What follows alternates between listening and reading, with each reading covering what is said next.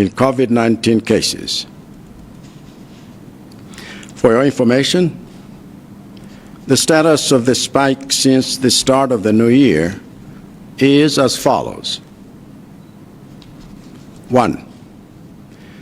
This year alone, a total of 21,064 COVID-19 tests have been conducted across the country.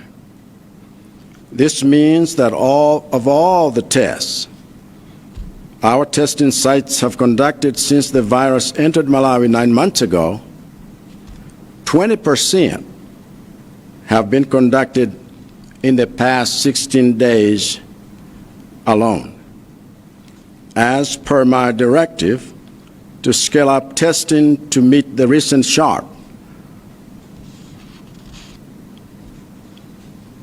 rise in the demand. This year alone, secondly, a total of 5,091 people have tested positive for COVID-19 across the country. This means that of all the people confirmed to have contracted the virus since April last year, 43% have been found with the virus this year.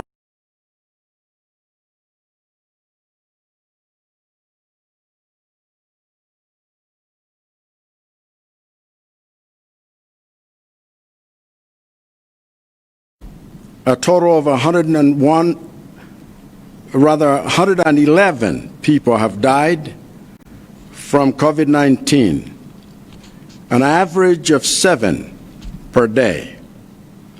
This means that of all the deaths from COVID-19 in the past 9 months, over a third have happened in the past 16 days, showing a sharp rise in fatalities. In view of my declaration of a state of national disaster, in response to these spikes, I formed a committee of 7 ministries and directed that it meets with the Vice President to review existing COVID-19 guidelines and recommend changes to my task force on COVID-19. That ad hoc committee met all day Wednesday, while my task force itself met all day Thursday. Since then, I have consulted various institutions and experts to consolidate all our best ideas into a coherent strategy that I now wish to bring to your attention.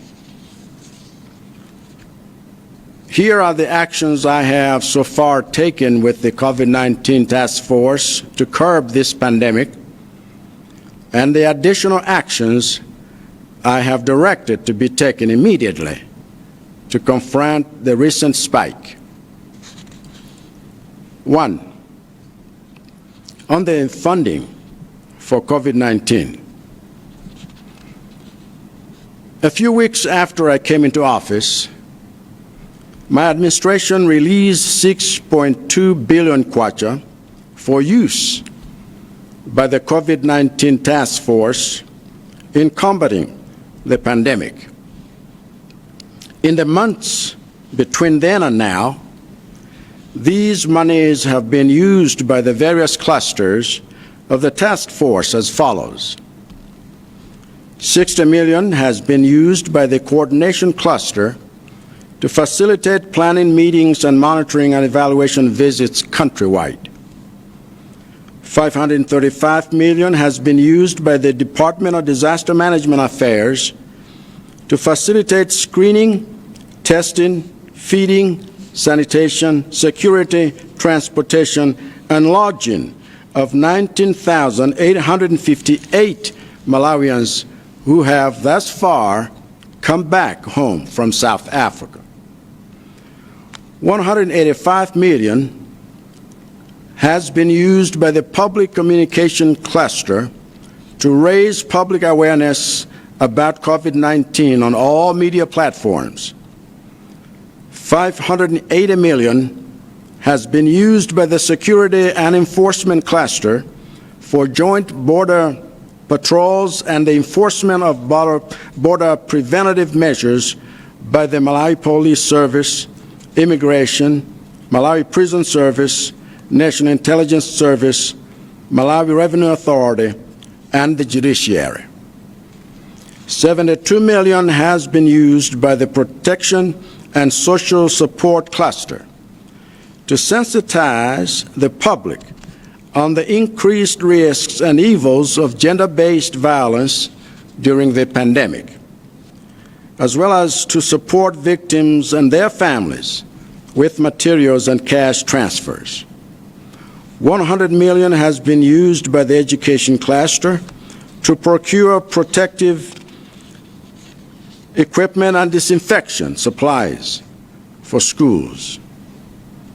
$50 million has been used by the Employment and Labor Force Protection Cluster for efforts to monitor and enforce COVID-19 protocols in the workplace, while another $50 million has been used by the Shelter and Camp Management Cluster for activities to map the strategic places for establishing isolation centers. The lion's share of the funds were used by the health and the local government clusters, which spent $3 billion and 1.4 billion kwacha respectively. This was used to purchase personal protective equipment, PPEs, set up emergency treatment units, procure oxygen and medical supplies for treatment, maintain district isolation centers, and enforce contact tracing protocols in councils. The $30 million that was allocated to the agricultural cluster was not spent, nor was the remaining $3 million, which was not allocated. This is how COVID-19 funds have been spent so far. All these clusters need additional funding to respond effectively to the new wave of infections. I have therefore directed the Minister of Finance to allocate 17.52 billion kwacha as soon as possible to the COVID-19 task force for distribution. Immediately go towards meeting 4 urgent needs: tracking the spread and severity of the pandemic through testing and tracing, recruiting additional medical personnel, procuring medical equipment, and increasing admission space and infrastructure. Let me unpack each of the 4. One, when it comes to testing for COVID-19, I found 39 testing sites across the country when I came into office at the end of June. By the end of December, we had already scaled this up to 143 testing sites. But because of the increased demand for tests, the task force will use some of the funds to set up an additional 77 testing sites in the next 2 weeks. Similarly,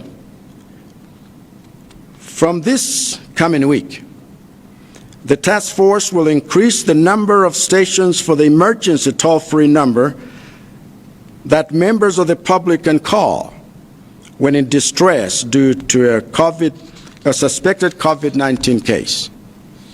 This increase will go from 5 workstations to 22 workstations, and I have directed the Minister of Information to ensure that MACRA facilitates the usage of the same number on both telecommunication platforms, not 2 different numbers as has been the case. Additionally, to help the public stay aware of the severity of the pandemic and what measures to expect to be enforced at different points, we have developed a 5-tier system for tracking the progression of the pandemic and the measures to be enforced with each level. The Ministers of Information and Civic Education will make simple and useful infographics of the 5 levels of pandemic severity available to the public on all media platforms within the next 48 hours and in all public buildings by the end of the month. The severity of the pandemic will be announced every day at the start of a media briefing that the Minister of Health or the co-chair of the COVID-19 task force will hold at a consistent hour every day. Meanwhile, I myself will address you briefly every Sunday night to update you on the impact of our interventions and any changes you should expect in the emerging week, since the pandemic is a dynamic phenomenon that requires a delicate balance between flexibility and consistency at every stage.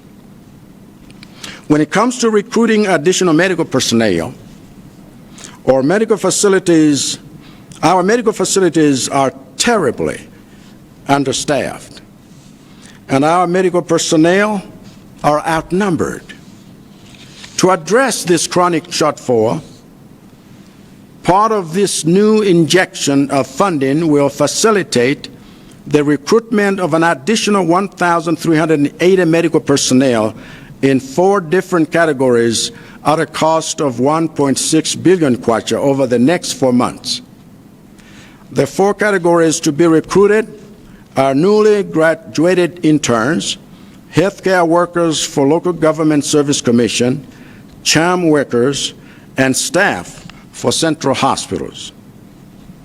When it comes to procuring medical equipment and supplies, the new injection of funding will prioritize the following: immediate procurement of personal protective equipment, PPEs, for all frontline health workers so that we do not lose any of these heroes to the pandemic.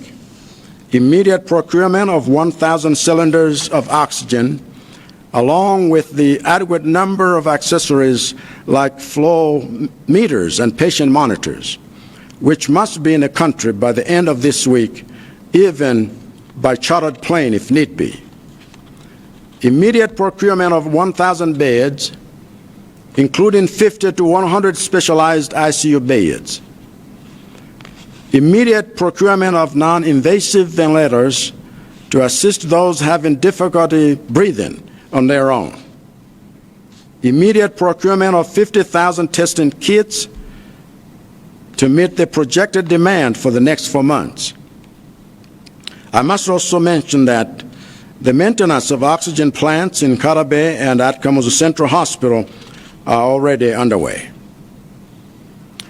When it comes to the need to increase admission space and infrastructure in the medical facilities, the situation is quite desperate. Although in my 6 months in office, we set up 400 national treatment units, the current wave of infections has completely overwhelmed these facilities. As such, this new injection of funds will facilitate the immediate procurement of temporary structures like tents and prefabricated treatment units to be erected on existing treatment sites. My specific directive to the task force in this regard is to scale up the number of treatment units from 400 to 1,500 over the next month. Among these should be a 300-bed capacity field hospital at Blantyre Youth Center, another 300-bed capacity field hospital at Bingu National Stadium, a 200-bed capacity emergency treatment unit in Mzuzu, and a 100-bed capacity field hospital in Zomba at the Zomba State House. The needs are many and urgent, and we as government will do what we can with the resources you have entrusted to us to defeat this enemy. But government resources are not enough. I therefore applaud the efforts of private citizens who are already running capital campaigns to raise money to go towards these needs. I'd like to call on private sector companies to follow this example and practice.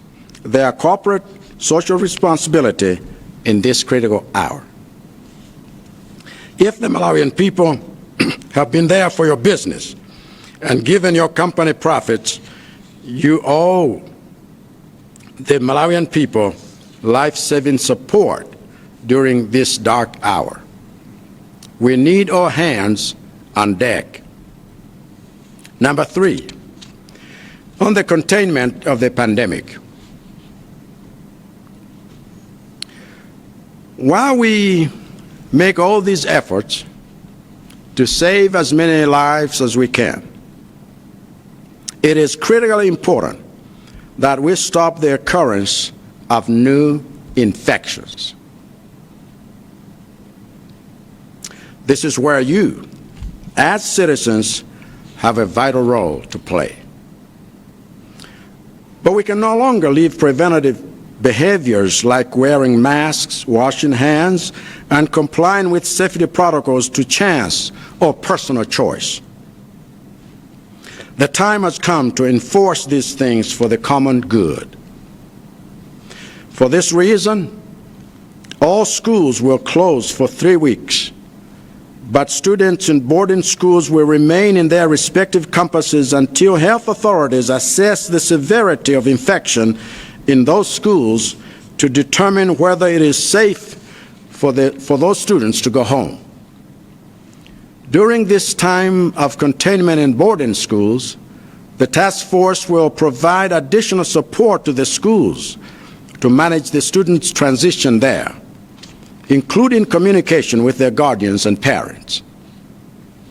Additionally, I have directed the Minister of Justice to gazette tomorrow the new guidelines recommended by the ministerial committee that the Vice President convened during the week.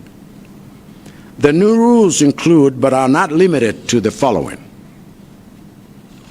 All drinking places must close to no later than 8 p.m.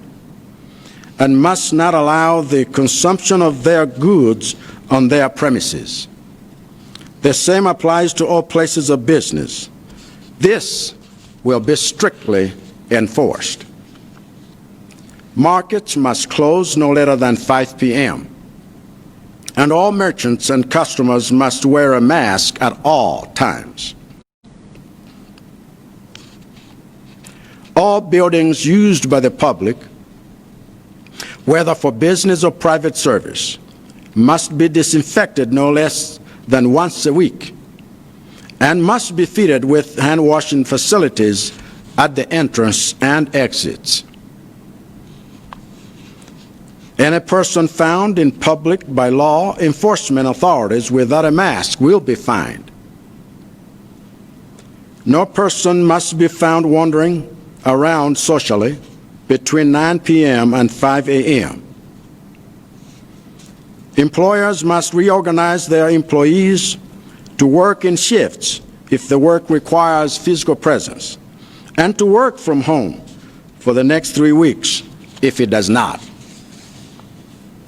Religious gatherings and all gatherings in general must have no more than 50 people under the strictest COVID-19 compliance certified and regulated by the local council. In tomorrow's daily briefing, the Minister of Health will outline the other regulations to be enforced after they've been gazetted. In conclusion, let me say in no uncertain terms that these measures require that we accept some hard truths. 1, we must all accept that COVID-19 is here, that it will be here for some time, that it is real, and that it kills. Those of you talking about this virus like it is far away or like it will magically disappear must stop. 2, we must all accept that as a country, we do not have unlimited amounts of money to do whatever we fancy. Some in this country are in the habit of making proposals that require billions in funds without stating where such funds will come from.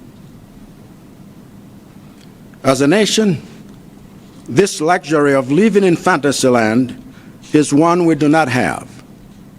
We must make all our decisions within the reality of our situation. And our situation is that we are a country with a debt of 4.1 trillion kwacha. And we do not have all the money in the world to fight this pandemic. 3, we must all accept that the scale of the pandemic demands a change of priorities.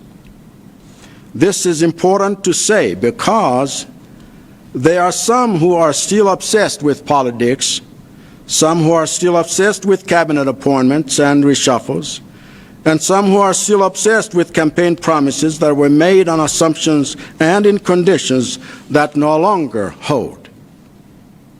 When a ship is at sea and it comes across unexpected rapids, and it is hit by an unexpected storm, only a foolish captain would insist on maintaining the same course. Number 4, we must all accept that our health facilities do not have the capacity to treat the numbers of people being infected. Because of decades of neglect and plunder in the health sector, this pandemic has found us at a time when our hospitals and clinics are in a sorry state. The dysfunctions of the health sector are systemic, and so by their very nature, they will take years of investment and discipline to fix. For this reason, we must accept that any measures we put in place now to relieve the pressure our health facilities are under will be temporary and imperfect at best. We should therefore not expect that everyone who needs a test or medical attention for COVID-19 will get it, or that those who get it will get the best care, or that everyone who gets treated will survive. Number 5, we must all accept that this virus is being spread by our behavior. No matter how many policies or law enforcement protocols or treatment programs the government puts in place, the virus will continue to spread and to kill the most vulnerable among us if our behavior does not change. As I speak, there are people watching this broadcast in a drinking place, even though the COVID rules require those to be closed by 8 p.m. This selfish and careless behavior must stop. There are people watching this broadcast who are surrounded by others with no social distancing. This selfish and careless behavior must stop. There are people watching this broadcast in a public place without a mask on. This selfish and careless behavior must stop. There are people watching this broadcast in a public place wearing a mask that only covers their mouth and not their nose. This selfish and careless behavior must stop. There are people watching this broadcast who still greet others by shaking hands, and some who have not washed their hands in the past hour. This selfish and careless behavior must stop. There are people watching this broadcast who have symptoms of a sickness but are still planning to go to work tomorrow morning. This selfish and careless behavior must stop. There are people watching this broadcast who lost a friend or relation to COVID-19 and attended the funeral or visited the home of the bereaved in large numbers and without observing preventative measures. This selfish and careless behavior must stop. There are people watching this broadcast who have tested positive or suspect they are positive for COVID-19, but who have not informed those they have been in direct contact with so that they can also isolate themselves. This selfish and careless behavior must stop. There are people watching this broadcast who went to a church gathering today with more people in attendance than the law allows and with not safety measures in place. This selfish and careless behavior must stop. It is only by accepting these contextual realities and ending the selfish and careless behaviors fueling the pandemic at individual and communal levels that the government policies and strategies I have outlined give us a fighting chance. I trust that you will change and call out others around you who are not compliant. We must be our brothers and sisters' keeper. God bless you, and God bless Malawi.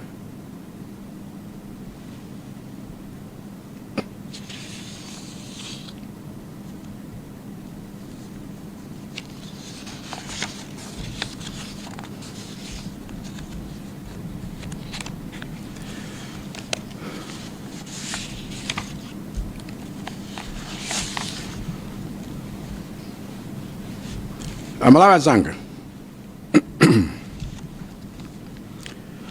masiku asanu apitawa tinalengeza kuti ngati dziko tili pa ngozi yoopsa, ndipo maboma onse 28 a Malawi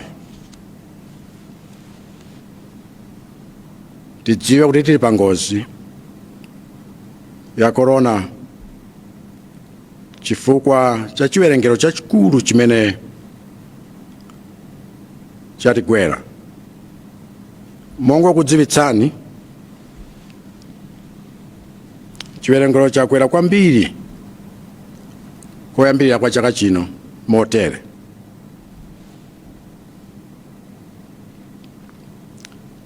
One, chaka chino chokha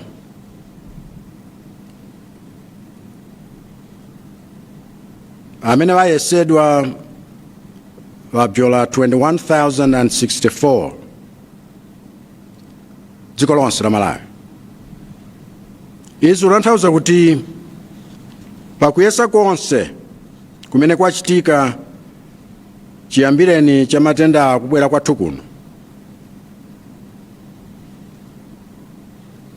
anthu 20 pa 100 wayesedwa masiku 16 apitawa. Ntanena kuti popeza chiopsezo chitsopano chafika pa chiyindeinde, achulutse kuyesera kumeneko. Number 2, chaka chino chokhachi anthu oposa 5,091 apezeka kuti atayesedwa ali ndi matenda a koronawa mdziko monse muno. Izi zitanthauza kuti kuyambira April chaka chatha anthu 43 pa 100 wapezeka ndi kachilombochi chaka chino chokha, kuonetsa kuti kufalikira kwa matenda amenewa kwabjola saizi chifukwa cha kulekelera kwathu.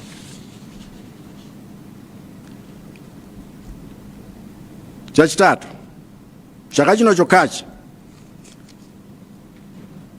anthu okwana 111 amwalira chifukwa cha COVID-19, kutanthauza kuti anthu 7 pa tsiku lilonse. Izi zikuonetsa kuti miyezi 9 yonse yapitayi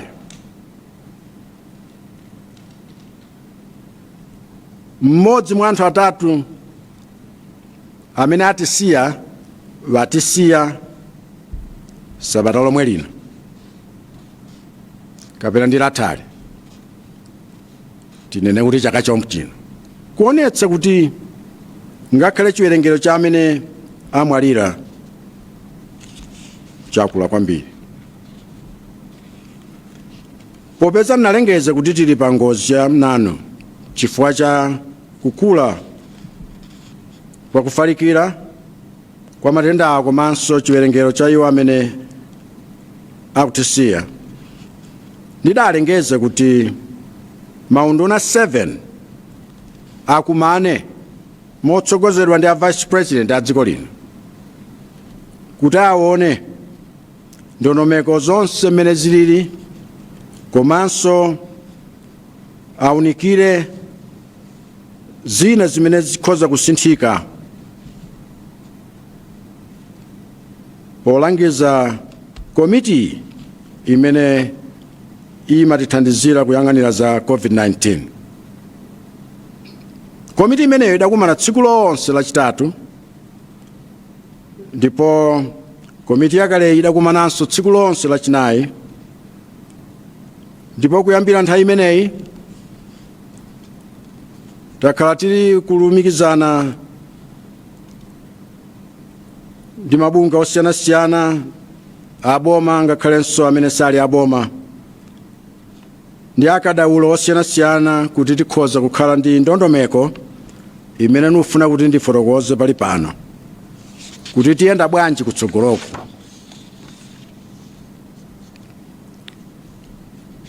Poyamba ndinene za zimene komiti yachita pofuna kuthana ndi mliriwu, kenako ndilankhule za zimene ndanena kuti zichitike mwamsanga pofuna kuti chiopsezo chimene chatipezachi tithane nacho.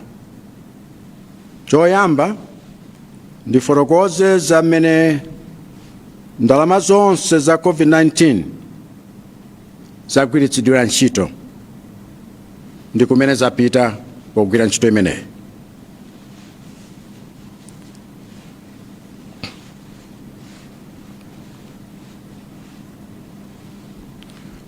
Masabata ochepa ntango lumbira kukhala president wa dziko lino, ndalama zokwana 6.2 billion kwacha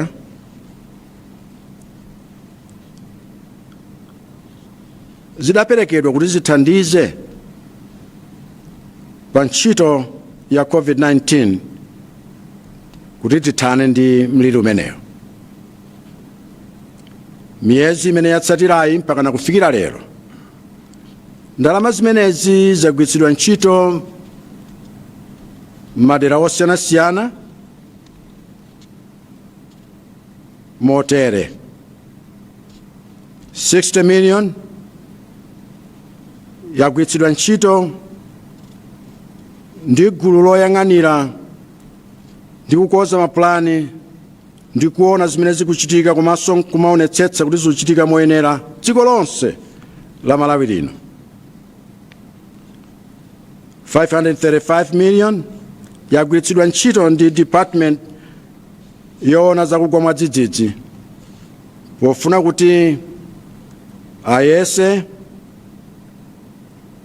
afufuze, adyetse komanso aonetsetse kuti pali za ukhondo ndi za chitetezo ngakhalenso mayendedwe ndi magonedwe a anthu oposa 19,858 amene wabwerera kuno kwawo kuchokera ku South Africa. 185 million yagwiritsidwa ntchito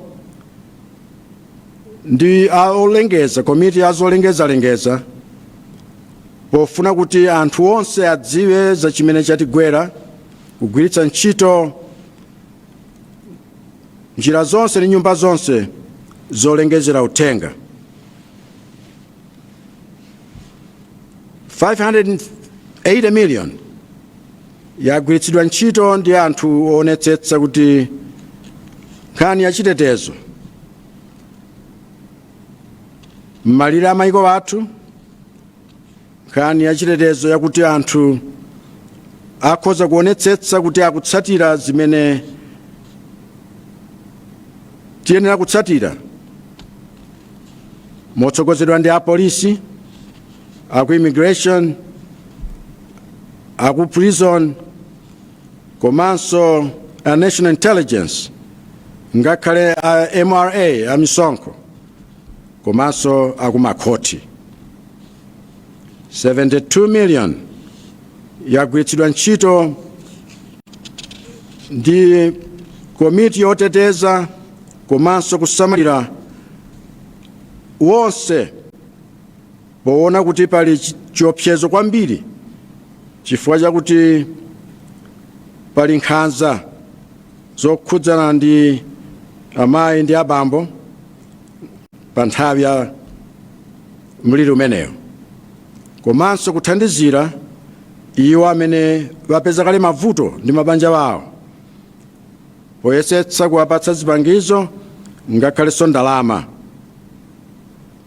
100 million yagwiritsidwa ntchito ndi komiti yoona za maphunziro kuti apeze zipangizo zodzitetezera komanso zoonetsetsa kuti m'masukulu monse mukukhala chitetezo chokwanira. 50 million yagwiritsidwa ntchito ndi komiti yoona za ntchito ndi kuti angatetezedwe motani poonetsetsa kuti COVID-19 malangizo amene tikuyika m'malo agwire ntchito kumalo ogwirira ntchito, komanso 50 million ina idagwiritsidwa ntchito pokonza malo ndi makampu akuti kuzikhala anthu akamanena kuti ayenera kukhala pambali posiyana ndi anzawo akhoza kukhala m'malo otereyo. Koma gawo lalikulu la ndalama zimenezi lagwiritsidwa ntchito ndi unduna wa zaumoyo komanso unduna wa maboma ang'ono. Komiti imeneyo yamwaza ndalama 3 billion komanso 1.4 billion kwacha motsatizana. Izizi zinagwiritsidwa ntchito kuti apeze zipangizo zodzitetezera komanso ayike malo akuti anthu akhoza kupezerako thandizo, komanso apeze mpweya, apeze zipangizo za mankhwala, komanso kuti masentala wena kumene anthu akukhala pawokha amene anali masentala oti sisali bwino akonzedwenso, komanso kuti anthu akhoza kumalondoledwa kupyolera m'makansulo osiyanasiyana a dziko la Malawi ngati azawo wakhudzana nawo pa nkhani imeneyi. 30 million kwacha idaperekedwa ku komiti yoona za malimidwe ulimi, koma imeneyi sinagwire ntchito, ndiponso ndalama ina ya 3 million imene idatsala sinagwire ntchito.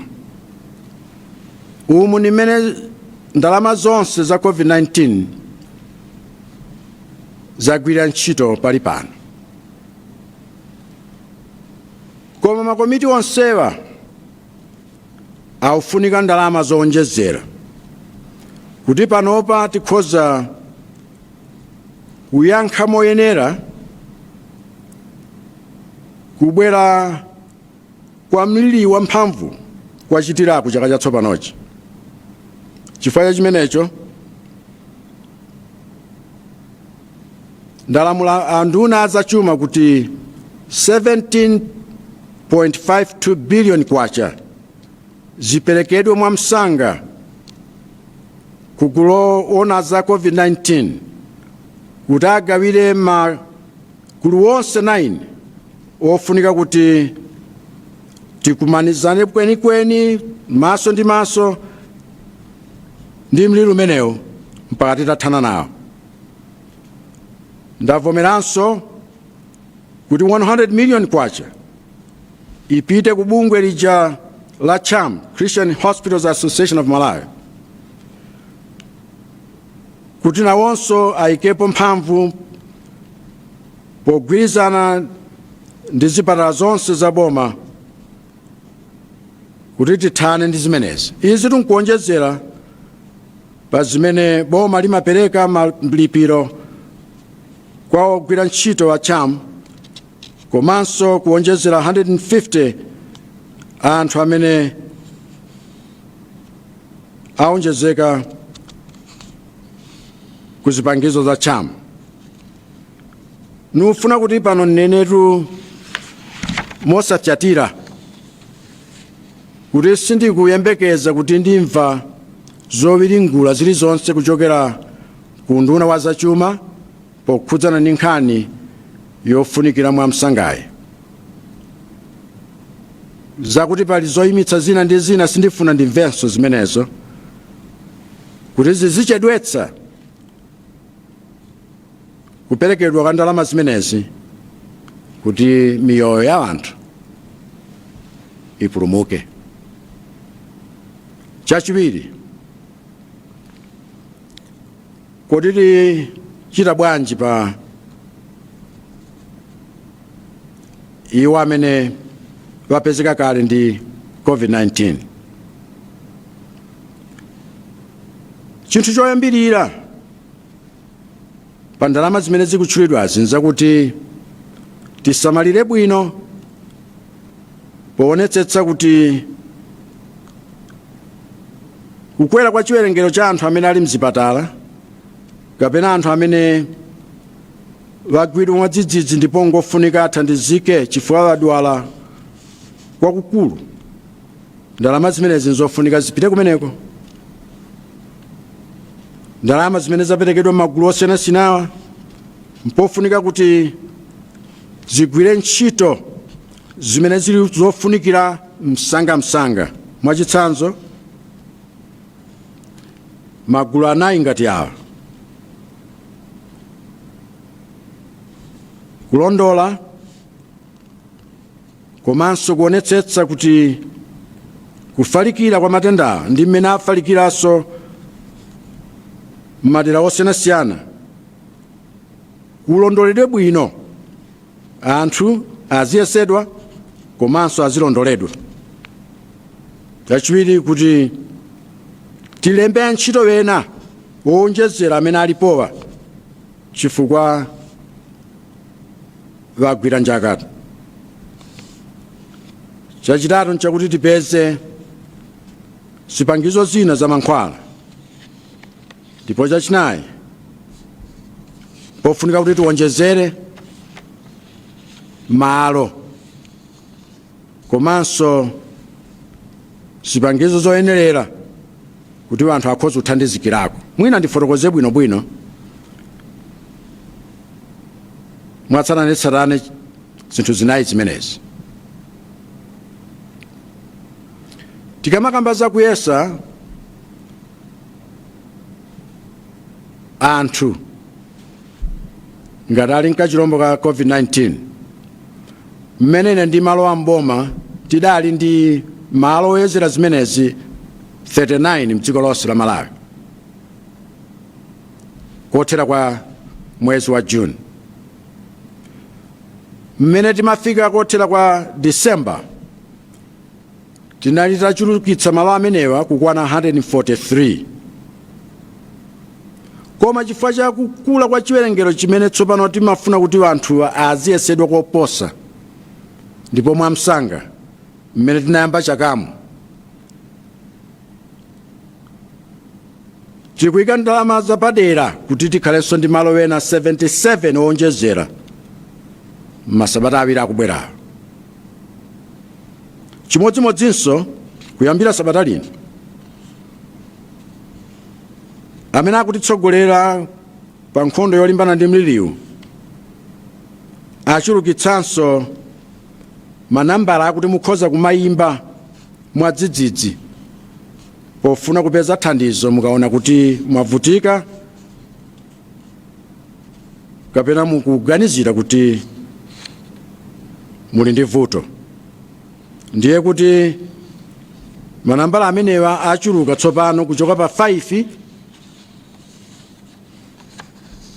workstations kuti afike pa 22 workstations. Ndipo ndawuza anduna azofalitsa kuti auze amakra kuti manambala azikhala ofanana, palibe kanthu kuti munthu akugwiritsa ntchito network yanji. Zimenezo zitithandize kusiyana ndi zimene zikuchitika pali pano kuti ni manambala osiyana. Powonjezera pamenepo, pofuna kuti anthu onse azikhala wozindikira komanso wodziwa kuti zinthu zafika poyipa ndi kuti kodi titsate ndondomeko zanji, tikufuna tsopano tiyike pulani ya makwerero 5 ofuna kuti tione kuti kodi tili pa kwerero lanji kolingana ndi zimene tikukumana nazo. Ndiye maunduna aufalitsa komanso kuphunzitsa anthu, maunduna amenewa agwiritsa ntchito njira zophunzitsa tonse malevulo amenewa muzina zimene azigwiritsa ntchito kulengeza komanso kuonetsetsa kuti maofesi monse ndi malo onse kumene anthu tikukhalapo tizidziwe zimenezi, ndipo zimenezo zichitike kuyambira masiku awiri abwerawo. Ndi kuti pomatha mwezi uno nyumba zonse zaboma kulikonse kumene anthu amapezeka mauthenga oterewa afalitsidwe. Vuto la matenda amenewa kuti tafika pati amalawi wonse tizidziwa. N'chifukwa chake tifuna kuti tsiku lilonse anduna azaumoyo kapenanso amene ali apampando othandizana nawo wa komiti ya COVID-19 pa nthawi yoyikika azilankhula kwa amalawi tonse. Pali pano ineyo ndizilankhula mwachidule madzulo aliwonse la Sunday kufotokoza zimene zachitika komanso mmene zinthu zikukhalira kuti tiyembekeze chiyani msabata likubweralo. Chifukwa chakuti matenda awa kusintha mpofunika kuti tonse tikhale anthu ololerana ndi kudziwa kuti pa stage iliyonseyo tiyenera kuchita chiyani kuti izi tithane nazo. Tikakamba za kulemba ntchito wowonjezera,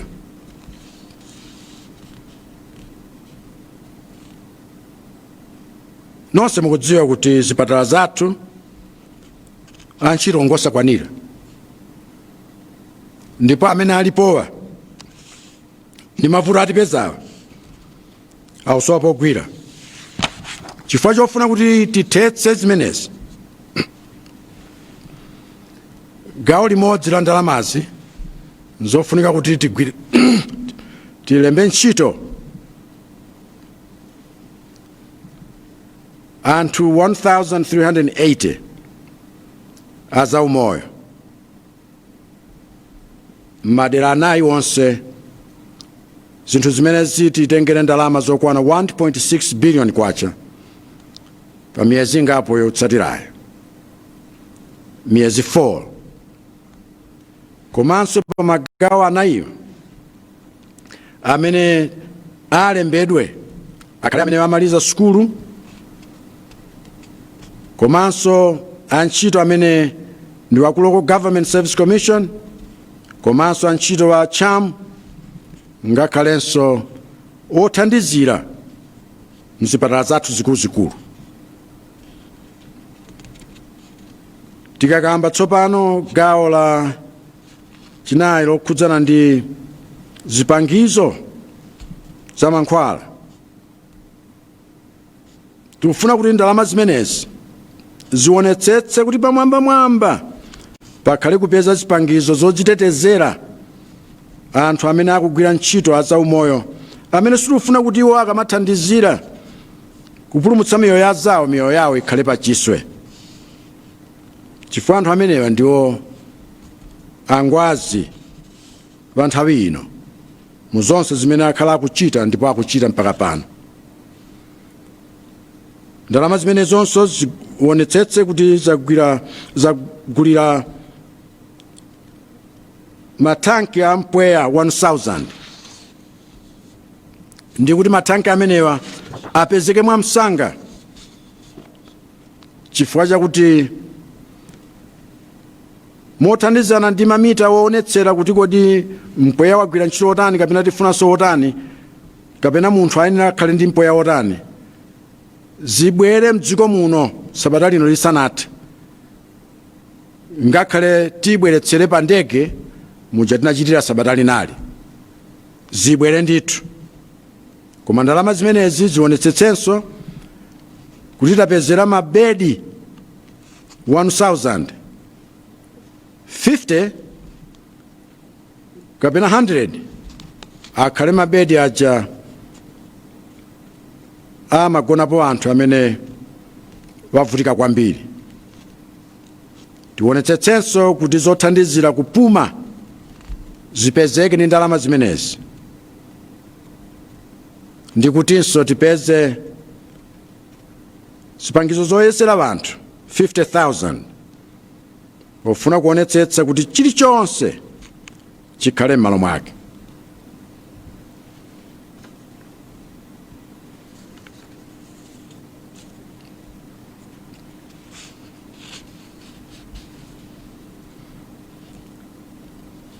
Malo amene tikupangira mpweya wina woti anthu azipuma ku Nkhatabe ngakhale kwa mu Central, kukonza zimenezi zili kale pa ndondomeko yokonza.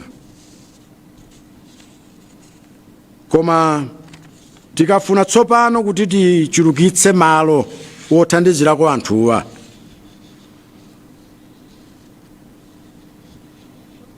pamenepa ndiye zafika poti malo athu afika pothina kwambiri mzipatala monse, ngakhale pa miyezi 6 ndakhala mu office tinayika malo 400 kuti anthu azikapezerako thandizo.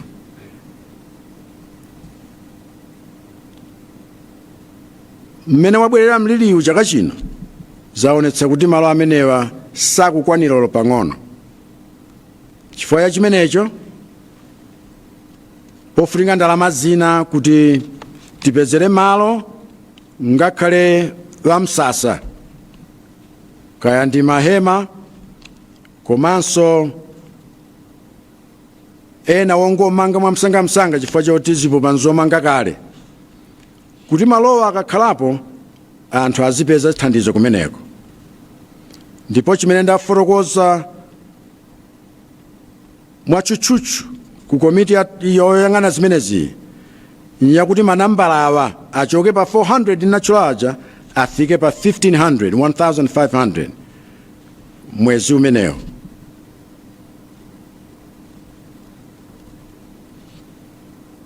Komanso kuti tikhale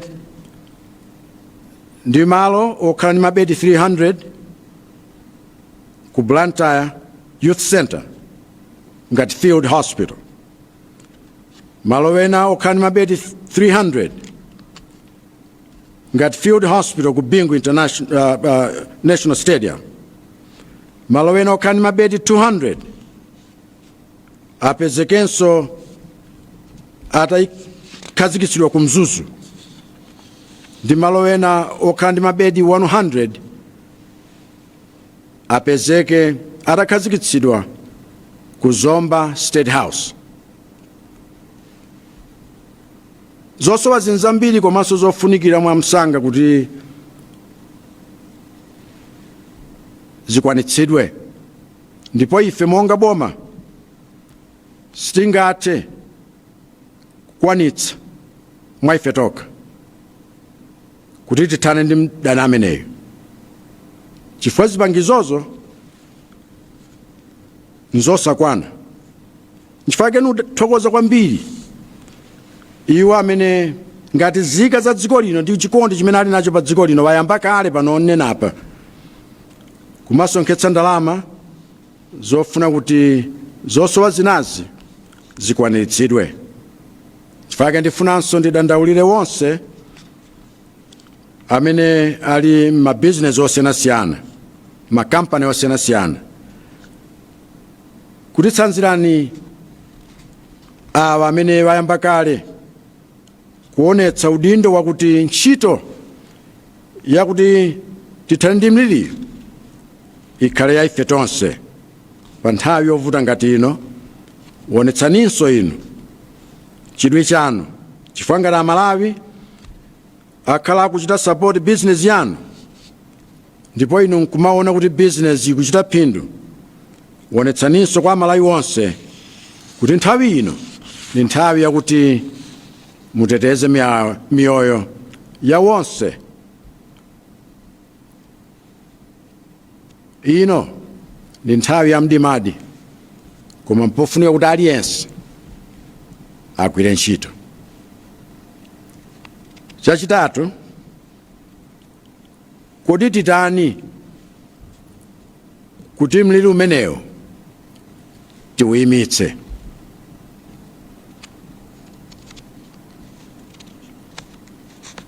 Tifuna pamene tili kuyesetsa chilichonsecho kuti tipulumutse miyoyo ya anthu ambirimbiri, mpofunika kuti tidziwe kuti kodi tingayimitse bwanji kufalikira kwatsopano kwa mliliko. Gawo limene lili pamene tsopano inu ndi ine ngati zika za dziko lino pafunika tisenze udindo wathu. Zafika apa mpakuti sitingangonena kuti ayi kavalani mamaski, kasambani m'manja, komanso tsatirani zonse zimene akutiuza kuti tisakhale m'magulu wosatetezedwa, ndiye nkuzisiya zimenezi kuti aliyense wa inu mukhoza kusankhapo chimene mfuna. Zafika apa ni nkhondo. Nthawi yafika yakuti tonse tionetsetse kuti zimenezi zikugwira ntchito chifukwa chofuna kuteteza ambiri. Pa chifukwa chimenechi sukulu zonse zitsekedwe pa masabata atatu. Mmene nali kulankhula pa Chingerezi nayiwala kunena kuti kwa iwo amene akulemba mayeso izizi zipitirirabe chifukwa iwowa watsala kale madongosolo wonse wakuti amalize mayeso awo. Chimenecho chidziwike msanga. Koma amene tikunena kuti sukulu zitsekedwe, iwo amene ali ku boarding school tifuna aba akhala kumeneko kuti ayesedwe bwinobwino kuti kodi apite kumudzi moyenera ngati ali bwino kapena ayi. Zimenezo zichitika ndiponso pakhale kuonetsetsa kuti komiti iyi ithandizire ngakhalenso pogwira ntchito ndi akuluakulu a sukuluyo kuti mathandizo aliponso osungira vana vathu msukulu zimenezi, ndikuti chilichonse chidziwitsidwe bwino kwa makolo ngakhalenso oyang'anira vanawo. Powonjezera pamenepo ndanenanso kuti anduna wa zachilungamo mawali alembetse malamulo atsopano amene komiti ija ya nduna zimene zinakumana motsogozedwa ndi vice president anapangira komiti pakusintha apo ndi apo mwa malamulo amene analipo kale. Ndipo malamulo atsopanowo ena mwa iwo ndi awa: malo onse kumene timakapezerako chakumwa mpofunika azikhala atatsekedwa pokwana 8 kaloko madzulo, komanso zakumwa zaukalizo zisamamwedwere pamalo pomwepo. Anthu azingogula nkukamwera kwina. Chimodzimodzinso malo onse ochitira mabizinesi, zimenezi zionetsedwa zitsatidwa mwakathithi. Misika yonse ikhaleyo itatsekedwa pokwana 5 kaloko kumadzulo, ndipo wonse wogula ndi wogulitsa aonetsetse kuti pa nthawi yonse akumavala zodzitetezera, mask. Nyumba zonse zimene zigwiritsidwa ntchito ndi aboma kaya ndi anthu ena kuti mwina nza bizinesi kapena nzofuna kuti zipereke utumiki wosiyanasiyana kwa anthu, mpofunika kuti malo amenewa sabata lilonse kamodzi azithiridwa mankhwala, ndi kutinso akhale ndi zothandizira anthu kusamba m'manja polowera kapena potulukira. Munthu aliyense amene apezeke pa gulu la anthu koma alibe mask chodzitetezera, ameneyo ngofunika alipirepo chindapusa. Asapezeke munthu wongomangoyendayenda pakati pa 9 kaloko usiku mpaka na 5 kaloko mamawa, wosadziwika zimene akuchita, mwina zongomva ngati za shosholo.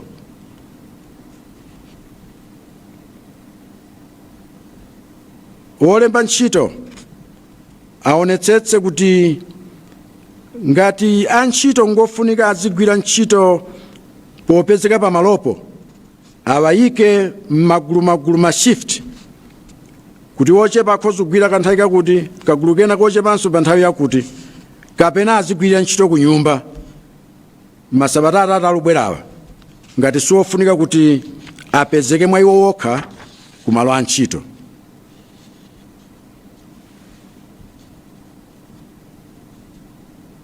Misonkhano ya chipembedzo ndi kusonkhana kosiyanasiyana mmene anthu angasonkhanirane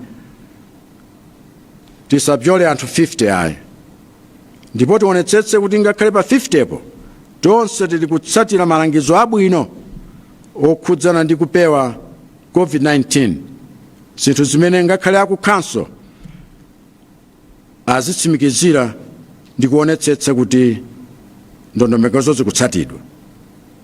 Mawa popereka mawu awo woyamba tsiku ndi tsiku mmene aziperekera, anduna azaumoyo apereke ndondomeko zina zonsezo zikakhala kuti zalembedwa motsimikizika ndi anduna za ona za malamulo. Pomaliza, ndinenetu mosapyatira kuti nkhani tiukambazi nzofunika kuti pena pake timvetsetse choonadi chimene mwinaso sichingatikomere ayi. Choyamba nchakuti tivomere matenda awa atipeza, ndipo akhale nafe pakanthawi. Matenda awa ngowona alipo, matenda awa akupha anthu.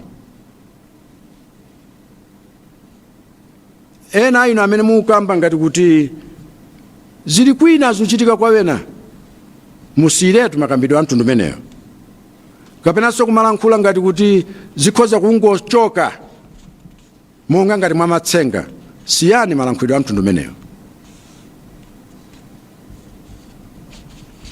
Chachiwiri, mpofunika tivomereze ngati dziko tilibe ndalama zonse zofunikira zakuti tikhoza kugwiritsa ntchito monga mmene tingafunire.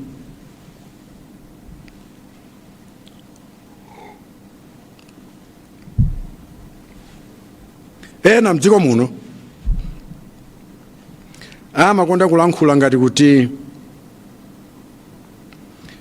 zimene angafotokoze kuti zichitike zili zofunika ndalama za nkhaninkhani zedi, zikhoza kuchitika kanthawi kochepa kapenanso mmene akufotokozeramo, koma osanena kuti magezo nunenawa ndalama zake zichoka kuti. Ngati dziko la Malawi ife tikuchita zimene tingathe kuchita ndi zimene tili nazo pali pano, ndipo maganizo ndi zimene tikuchitazi kuti titsate izi n'chifukwa chakuti tikuona zimene tili nazo ndi chimene tingathe kuchita. Musayiwaletu kuti ngati dziko tili pa ngongole ya mnanu 4.1 trillion kwacha. Ndiye kumalankhula ngati kuti tili ndalama zonse zimene tiyenera kugwiritsa ntchito tingafunire, malankhulidwe amenewa nthawi zina ngopanda nzeru. Chachitatu, tonse tivomereze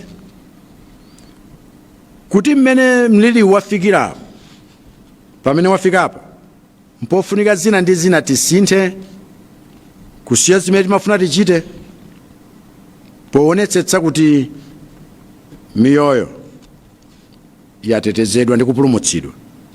Ichi nchofunika chifukwa chakuti tilipo ambiri amene zandelezi ndiye zikadatikhudza kwa mnanu,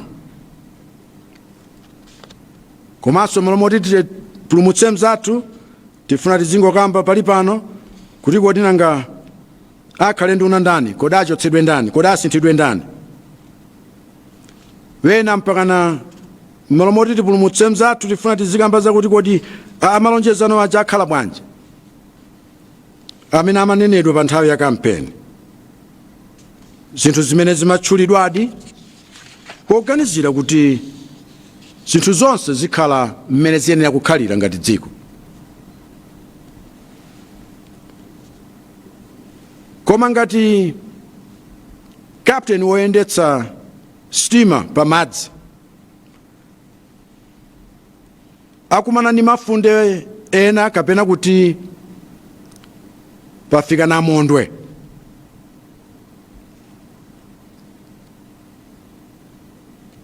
tikhoza kunena kuti mwina ni woyendetsa amene alibe nzeru, akamaganiza kuti ayi kumene nalinga nkumene ndalinga basi, kaya kuli mavuto a mtundu wanji, kukhala miyala ya mtundu wanji ndikumana nazo, amasintha kuti pali pano tiyende mosiyana, cholinga titeteze miyoyo. Cha namba 4, mpofunika tivomereze kuti zipatala zathu ndi mayena wonse kumene timapezera thandizo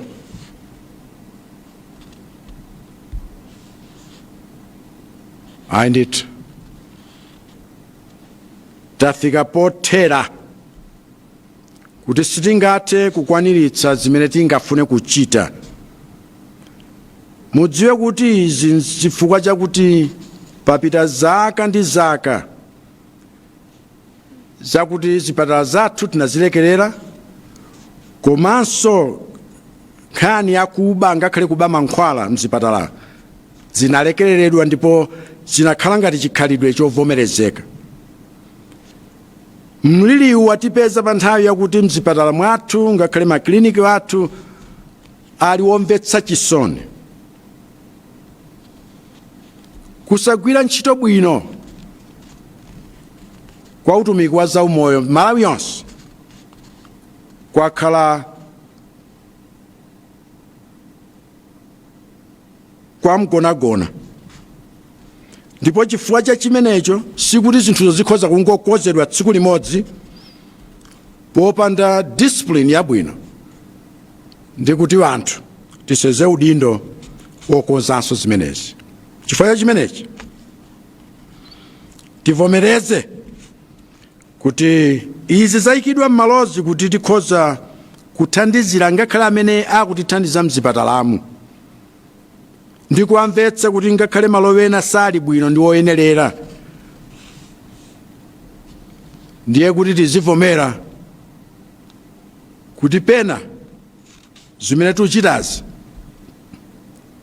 nzongoyembekezera komanso sizingakhale zangwiro. Aliyense amene ayenera kuti apeze kapena ayesedwe, mwina pa nthawi imene akufuna kuyesedwa sangayesedwe nthawi yomweyo chifukwa chakuti so palibe nakale, kapenanso kuti apeze thandizo mwina sangalipeze nthawi yomweyo chifukwa chakuti kuti winanso aluthandizidwa pomwepo, chifukwa mliliwu watiopseza kwambiri. Mpofunika tidziwe ndithu azathu apita kale, anthu akumwalira tsiku ndi tsiku. Tikachita zimenezi, tikanena zimenezo, sikunena kuti ndiye kuti titaye chikhulupiriro, titaye chiyembekezo, iyayi, koma tikumane ndi choonadi, chifukwa choonadicho chimene tichiti masule. Number 5, tivomereze kuti mliliwu ukufala chifukwa cha chikhalidwe chathu. Kaya boma likhoza kuyika ndondomeko za mtundu wanji, kaya onetsetsa kuti malamulo atsatidwa agwira ntchito motani, kaya amene akhoza kupereka mankhwala mzipatala za boma ndi malo ena kuti zikhala bwanji m'malo mwake, matenda awa azifalikirabe ndi kupha anthu ngati ifeyo sitisintha chikhalidwe chathu. Tere mmene ulankhulamu alipo wena aumvera zimenezi, koma ali kumalo achakumwa woti ali pa gulu sakutsatanso malamulo omwe woti akatenera atatseka pa 8 kaloko. Khalidwe lodzikonda lotere komanso losasamala ngati limeneli lofunika kusiya.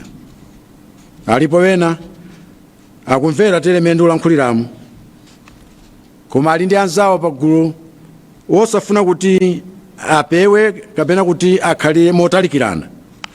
Khalidwe lodzikonda lotere komanso khalidwe losasamala lotere lofunika lisiyidwe.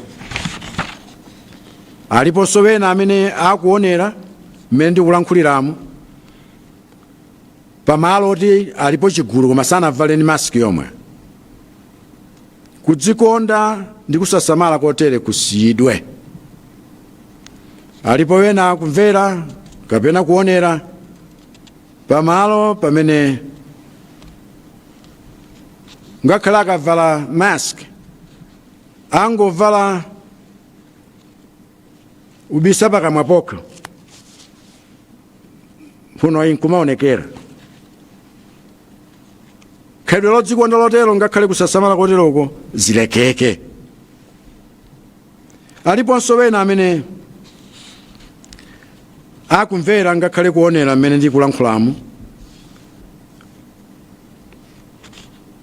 akumapatsana bemoni ndi anzawo mogwirana chanza, wosasambanso m'manja ngakhale ola lapitali sanasambe nosamba komwe.